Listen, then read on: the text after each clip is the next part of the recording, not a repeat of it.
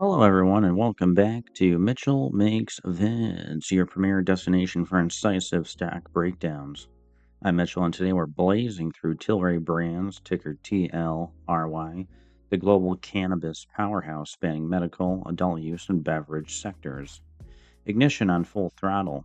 As of December 12th, TLRY shares have erupted 29% to $10.87, shattering recent highs on explosive reclassification buzz.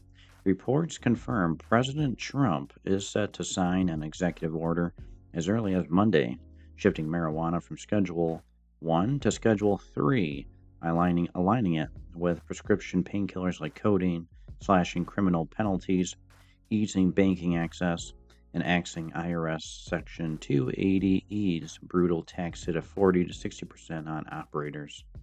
The sector's on fire. Canopy growth up 24%. Aurora 15% plus, with the Prism Cannabis Index up 20% in a single session. This follows the 1 for 10 reverse split effective December 2nd, stabilizing NASDAQ compliance amid a year-to-date climb of 45% on international expansions. Analysts eye massive upside, but volatility and regulatory timelines remain wild cards. TLRY, Green Rush Revival.